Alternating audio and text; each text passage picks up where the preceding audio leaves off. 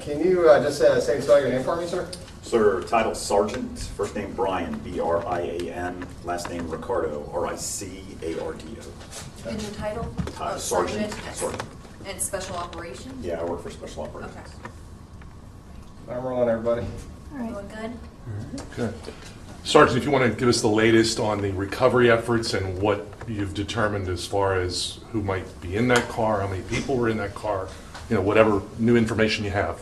Okay, so I'm not part of the investigation team. Our detective bureau is handling the investigation. Actually, this is a three-pronged investigation.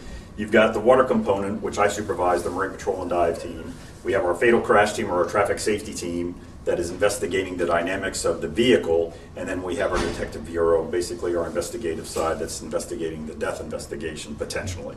So from that perspective, I can't talk about where they are with leads, if they've made an identification. I just haven't been briefed on that this morning, so I'm not sure where they're at today. Okay. Can you talk about the dive conditions? Sure. Coordination with Crofton, any coordination with Navy divers, anything like that? Okay, so obviously the city of Virginia Beach has a memorandum of understanding with all the military, all the local military. If the city of Virginia Beach wanted to engage in requests for Navy divers, Coast Guard divers, any divers of the military, there's a whole lot of components that they're going to have to work through to determine whether or not they're going to come.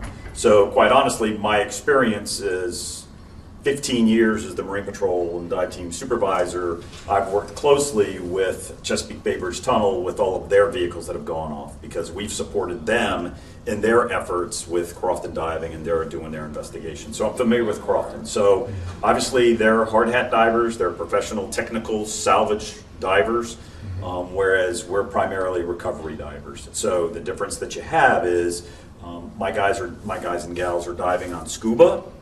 They're diving hard hat, and so totally different dynamics. Now, what we have at the ocean front, if you've been around a long time in Virginia Beach, you understand that the ocean front dynamics are far different than any lakes, retention ponds, drainage ditches, anything else that we have, even the Elizabeth River.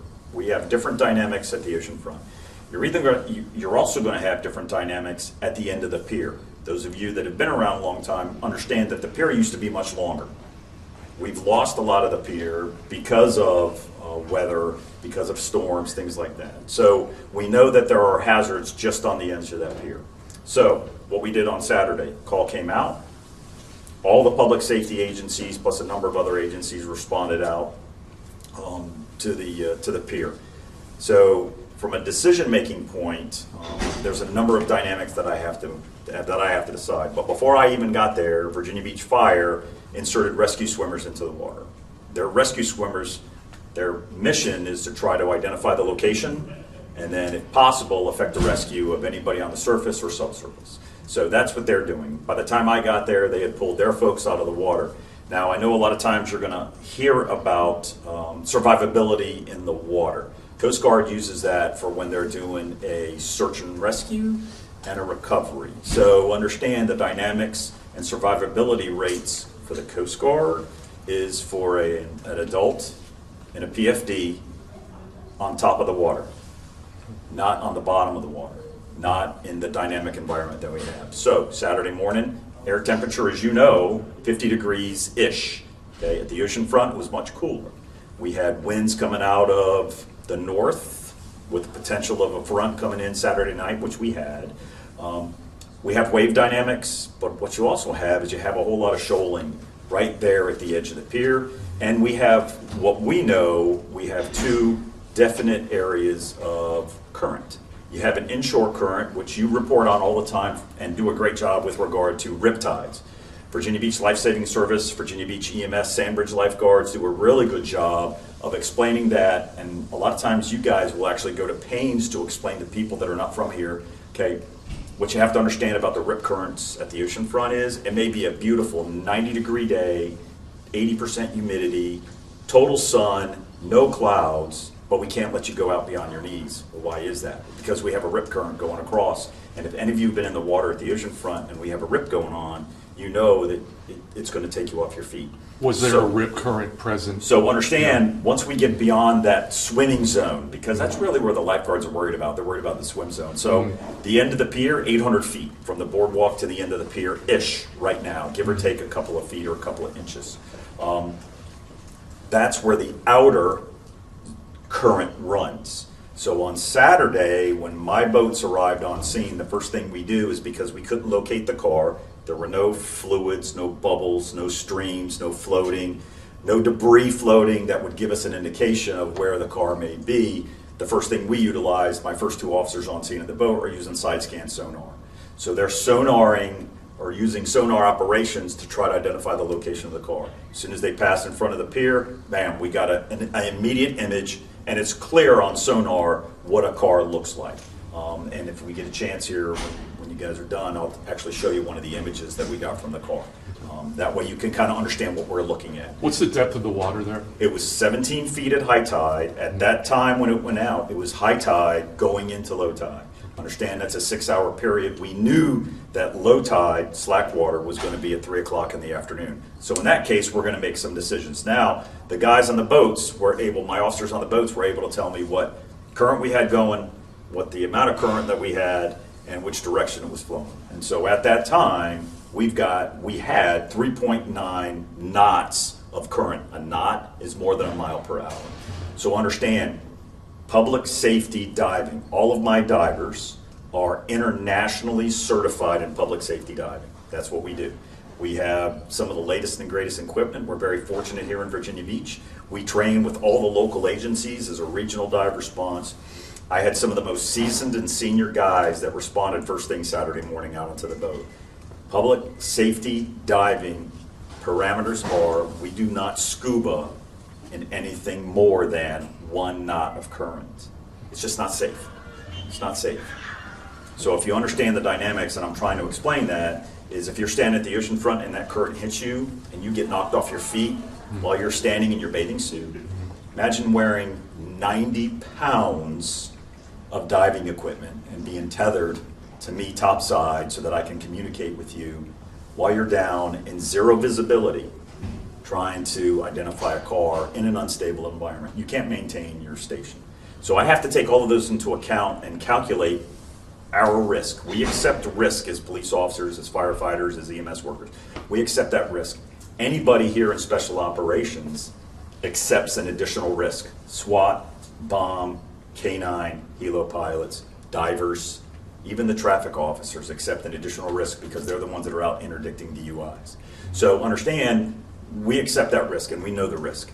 All of my officers are very well trained. The most senior seasoned guy I had doing the plan on Saturday has over 20 years of public safety diving experience. He is my senior team leader. He's a dive instructor. He teaches public safety diving to other agencies. So I've got these folks that are making plans while I'm standing on the pier going, can we do this? Can we do this? Can we do this? So knowing what I knew then, our friends in Chesapeake Fire, they had an ROV, basically an underwater drone. I called them and they brought their underwater drone out, and we actually underwater put the drone in the water. The drone was having problems maintaining station in that current, which means some drones, very big, military drone, under ROVs, those guys can maintain station. They can do all kind of things, okay?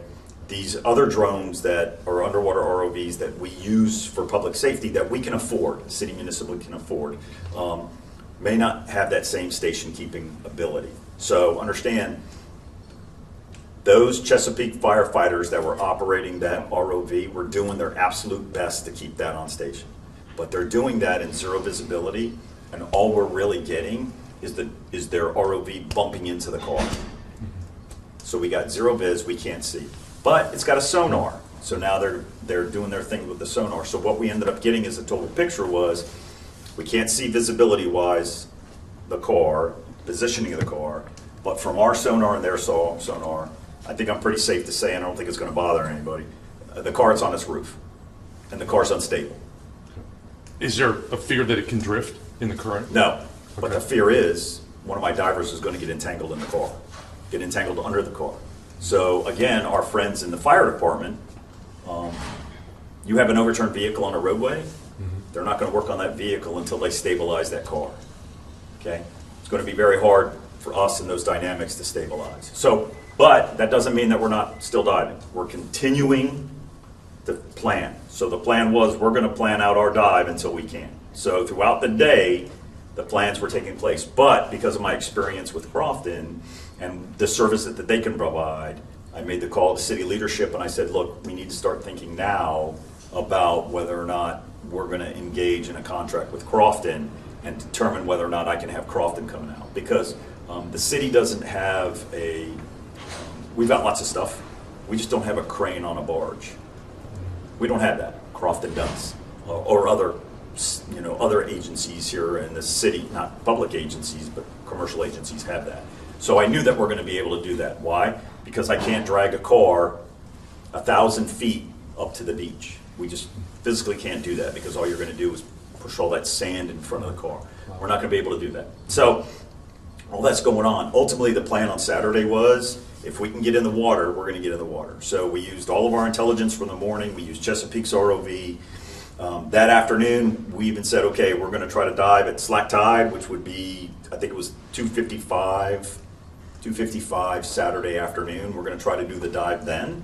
What ended up happening was in the immediate, we took our underwater cameras and once again tried to anchor a boat, put a boat out, and put our cameras in the water so that we could see something on the car.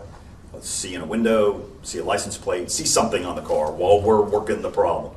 What ended up happening is the current didn't slow down for us to the point that I could put somebody in. It was still 3.2, 3.3 from 3.9 in the morning, had an outgoing tide, and now we were going to fight that little weather front that came in Saturday night. So when's the next time you can do something? So that was the plan for Sunday, and what ended up happening is we knew that we had to beat that weather front coming in Sunday night into Monday. That's when Crofton was contracted, and they came out and tried to put their equipment in place. Quite honestly, from the beach, and I'll be the first to admit, if I'm standing on the beach looking out, it looked very pleasant. When you're standing on the pier, watching them 40 feet away, trying to put that barge in place, and the end of the pier where we're all standing is swaying because of the wave action that's right there in that shoaled area, I can understand people's frustrations as to not understanding why they couldn't maintain station one.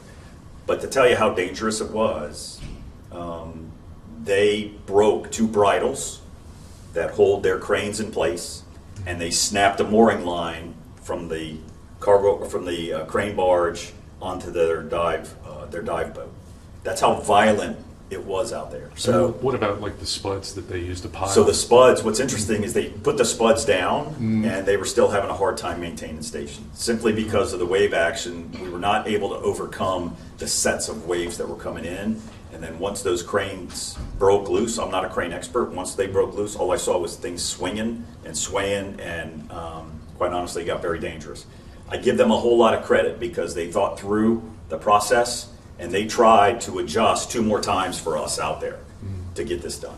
And are they coordinating with you or with Coast Guard? They're coordinating with us. Okay. Yeah, All right. this is a Virginia Beach event. However, Coast Guard Sector Virginia, we've been in constant communication with Coast Guard Sector Virginia. So they've been monitoring us. I give them regular updates, multiple updates a day. To answer your original question was when we plan, it's going to be weather dependent. Okay. So I have not got the call from Crofton yet, but I'm hoping to get a call here shortly to tell me when they expect the next break in a weather event. We know today's not good. We have small craft advisories today. It's dangerous out there. On top, it would be dangerous down below. And so then, we have to forecast out, or hopefully forecast out. And of course, we use National Weather Service in Wakefield. They built, what's really neat, they built a program just for the ocean front so that all of us can access that. For events and water events and everything else. So they built that for all of the events we have at the ocean front. And that's what I use as my tool to say temperature, winds, air condition or weather conditions, sea conditions, wave height, wave periodicity. There's a whole bunch of other marine things that I You had use. mentioned a dimension of 40 feet. Is that where it is from the end of the pier? We're down we're 15 feet. So the guys are measuring it basically from the pilings, Okay. which are interior of the edge. So Okay. it's probably Less than- 30 to, I would say At the most, it's 30 feet from the inner pilings that are underneath the edge of that pier. So the pier kind of overhangs like this, so the pilings that go out, it's about 30 feet from there. Are there any remnants on the floor Absolutely. of the old pier? Absolutely. There, and is that a complication as well? That would be a complication for any diver because Okay. that risks that presents an opportunity for entanglement. And just as does an unstable car. So if I have a diver that gets pinned underneath the car, if his if his tether gets wrapped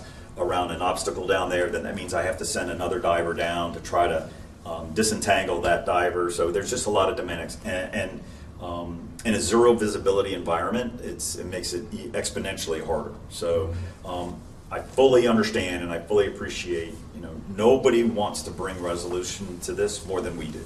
And we are as frustrated as everyone else that we can't get in the water and we can't do something to get this moving forward. And trust me, it's not like my guys and I we've been planning out everything possible that we have available to us. And we're very lucky in Virginia Beach. Virginia Beach citizens,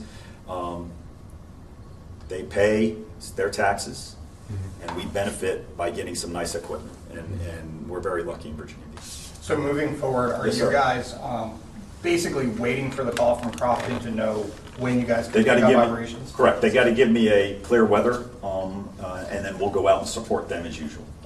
And where are they at? They're out of Portsmouth. Okay. Yeah, so they have a dive boat that is home based here in Virginia Beach. So it's kind of an immediate response if they can send divers out. Because I'll give you an example, like Chesapeake, and I hope I can talk for Chesapeake Bay Bridge Tunnel, only because I've had so many incidents with them. When we have an incident on the Chesapeake Bay Bridge Tunnel, generally Chief Spencer over there will make a couple of calls. He makes a call to Crofton first because they're on contract. After they've already made a call to 911, we support Chesapeake Bay Bridge Tunnel. We are their marine component. We have an MOU with them. We understand that if they have a marine incident. So to answer your question, we're going to respond out there and we're going to support Crofton. Their dive boat will immediately get underway and start doing a survey just like we would. They're trying to locate the vehicle, locate any people in the water, do all that stuff. So your guys are gathering information as soon as they can when it's safe to do so, and then they give it to the traffic reconstruction people? Is that, So it's a combination. So like we can see the make of the car, we can see the license absolutely, plate? yeah. So okay. if we could go down and do that for them, because critical information that they want to know because they're crash investigators. We had debris, obviously we had crash debris up on the pier. I think I'm okay to say that. I think people saw that. I think that's public information. So we know we have crash debris up there. So what they're going to do is they're going to take that debris, they'll run it through databases to see if they can give an ID of the vehicle. So that's one thing they'll do. Obviously the crash investigators and our detectives will scan if we can get something from the crash debris and the video that has been shared all over the place. They'll go back and scan all of the oceanfront cameras, the interstate cameras, business cameras, people that have come forward to give us their videos, all that information. Yeah, we glean all of that information on the investigation side. When we get in the water, the first thing that we do is we report everything to them that we can see. So if we can see a tag, if we're no way we're going to be able to see a VIN unless I have an open door and they can see the decal inside the door. But usually if we can get a tag, then that's what we want to do. Now remember, it is a crime scene, and by the Commonwealth of Virginia, the law enforcement agency is required to investigate all medically unattended deaths. If there is somebody in this car, it's a medically unattended death. So that car is a crime scene. Anything around the car is a crime scene. So we have to maintain the integrity of that for those investigators, because quite honestly, we don't do that part. We do the recovery, we hand it off to them, and then let them do their thing. So in this one, it's a unique because we have all three teams. Usually we're doing something for the detective bureau only, or we're doing something for the traffic safety team if it's a vehicle in the water. There's a buoy at the end of the pier. Is that tethered to the car, or is that just there for No, marker? I wish I could get it tethered to the car, but what we've been doing is we've been marking the front of the car. Because I can share this with you. This is not going to give, and it's not intelligence or anything. The car is, when I say it's on its roof, it's quasi on its roof because of the way that the bottom is there. So it's not totally Kind of flat listing. on its roof. So it's kind of listing. Perfectly Yeah. great example. Okay. We know that the rear of the car is facing north, which is going towards the north end or 31st Street. And we know the front of the car is facing south or towards the jetty. That's the orientation that we can get there. So what we did is, So it's listing toward the beach or toward the water? it's listing towards the beach, and it's Okay. rocking Okay, back and yeah. forth on that, if you can call that an access. Fulcrum or whatever, Yeah, yeah. yeah. So that's what it's that movement is going forward. So not only do I have that forward and backward dynamic, Mm-hmm. I also have that potential side dynamic with waves going this way, current going this way, because our currents at the ocean front run primarily north-south. The wave action coming in this way, I got coming in from the east. The waves always come from the And east. all those forces are dangerous to your guys? Absolutely. In a scuba environment. Right. What's different is hard hat divers. Does that mean hard oxygen line? Correct. I mean, Okay. I'm Yeah. gonna use the we've all seen Men of Honor, Yeah. hard hat diving. Okay. Of course, that's 1950s technology. These guys have got 2024 technology. Mm-hmm. So that's exactly right. They're in pressure, climate controlled suits, which means they're getting, like this time of year, they're getting heat pumped into their suits, so they're nice and comfortable. They're weighted. They're tethered to the dive boat or the barge, and they have a full-time supply of air, which means they're getting full air the whole time they're down They there. can stay down much longer. And they can stay down much longer. They're more comfortable, and those guys are used to working in that environment. But the best thing is that they know the dynamics, so they can weight themselves so that they can remain upright and work in place. And so there's the difference. My guys will be having to work, basically laying on the bottom, and they'll have to work like this, and then have to try to overcome any currents. And then just understand that the normal current at the ocean front that we have that runs either north or south, generally on a good day, that current's going to be, maybe half a knot. So that's why we can have an open beach. So when Virginia Beach Life Saving Service shuts a beach down, they're looking at that current, and that current is pushing a knot plus, which means it's dangerous for citizens to be in, and it would be dangerous for us to dive in. And you said lately it was, what, 2? On Saturday, it was 3.9 when we arrived, and then by the time we left Saturday night after sunset, it was 3.1.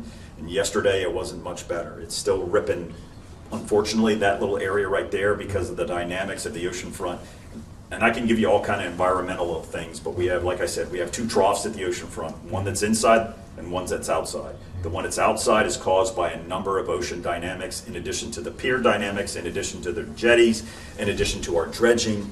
So all of that causes that little trough. But what's been happening, because that pier is there, that sand is getting pushed up against that pier, and it's making that just really dangerous. So when you do soundings, if you go out there with a fathometer, one spot may be 5 feet, the next spot may be 20 feet. So it's just the crazy dynamics of the ocean front. So if you were to predict when you guys might start operations again, you can't basically at this time. I would say it would depend on weather, and I can't predict weather, but when I look at the weather models, when I came out here just before talking to you folks, for me, weather looks better. Thursday, Friday, Saturday it's going to be cold, but cold doesn't really bother us. So it's just it's the weather dynamics. If we get winds, unfortunately, winds out of the north, winds out of the northeast, winds out of the east, winds out of the southeast are really going to impact our abilities to do things at the ocean front, because it's pushing that ocean water on top of the ocean front, or on top of the ocean. I mean the ocean front sand. So. Do you know will officers stay at the pier kind of patrolling until the car is removed? That's a decision above me, but the last that I was told is that we were going to maintain a presence there until we recover the vehicle. Now, that could change tonight, but what I was told when I left last night and what I was briefed this morning is we're going to maintain a presence there until city leadership and probably our chief and some other bosses and the folks that own the pier, the folks that own the restaurant get together and they make that decision. Do we have any idea how heavy this car is and how heavy it is with and without water? So that's a great question. So we would have to expect that a small car is probably 3,000 pounds. If it's an SUV, which it kind of looks like to me on some of the video that I've seen, 5,000, 6,000 pounds. And then you're going to add an additional, if the car is full of water, which we expect because it's not floating, you're going to add, exponentially a lot more depending on what's inside the car. We just don't know until we get the car up. So is that where cables can snap? Absolutely, cables can snap, and that's why it's dangerous. And I don't know that you guys were present during the recovery of the tractor trailer in June at Chesapeake Bay Bridge Tunnel, but we encountered a snap cable and a snap sling while Crofton was trying to bring the tractor portion of that tractor trailer out of the water the first time. So that impacted us back then. But absolutely, that entire evolution is one of the most dangerous things, not only that my folks do, but that Crofton does. The last question that I have, is it possible that this car can roll onto the beach or even roll out? No, it's what's happening right now. It's just like what's interesting again about our dynamics at the oceanfront is a lot of times things that are there are going to get buried. So my expectation is that what we're going to see when we get there finally is we're going to see on the side of the vehicle that's facing our beach is going to be a void of sand.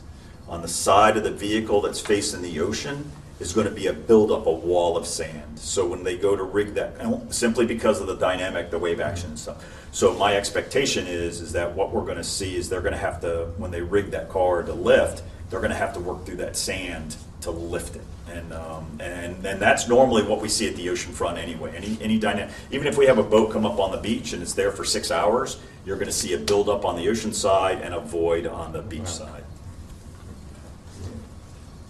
So the person is still with the vehicle or inside the vehicle? We're going to presume that there's somebody in the vehicle until So- we can prove there's not. One more thing that I've been seeing on social media, there's a lot of people posting a ton of negative comments about what they think the situation is all about. Can you explain why, and we probably know the answer, but why you cannot remove the body without the car?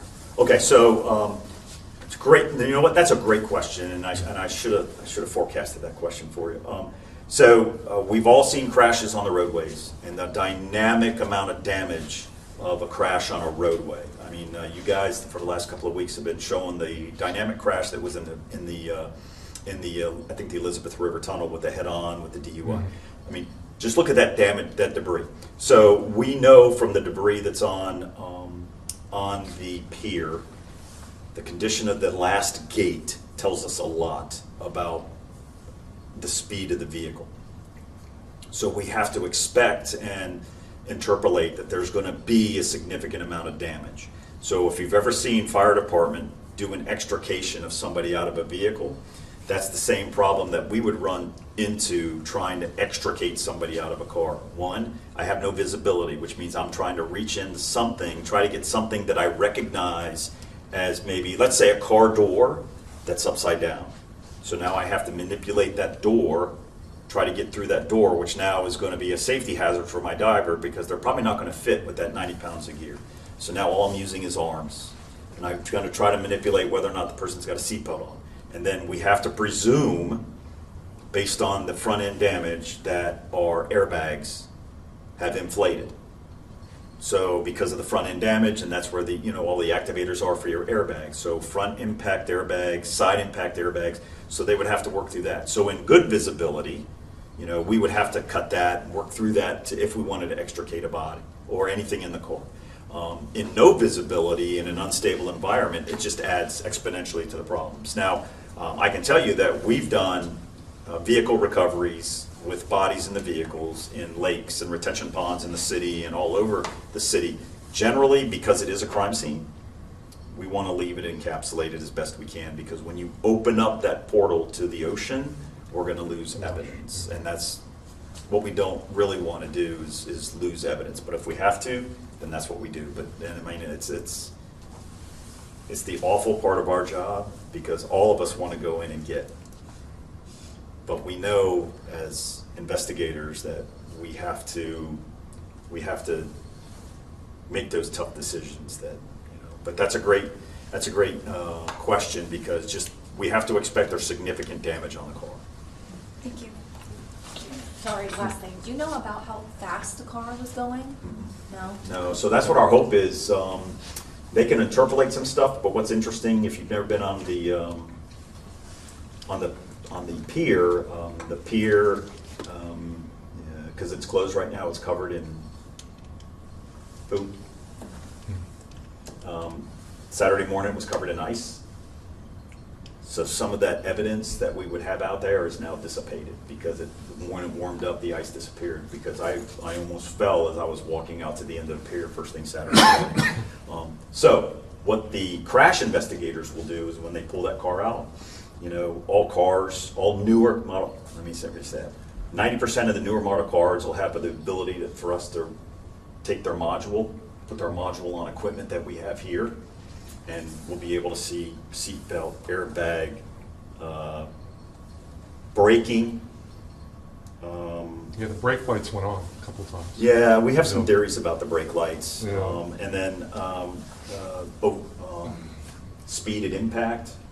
So our hope is, and I hate to say it like that because it sounds crass, but our hope is that we'll be able to see speed at impact at first gate, speed at impact at second gate, speed at impact at the end of the pier because it took out some of those pilings, or not pilings, but the railing, and then speed at impact when it hit the water. But it may be damaged already or activated and locked in place by the first impact. We won't know till we pull it out.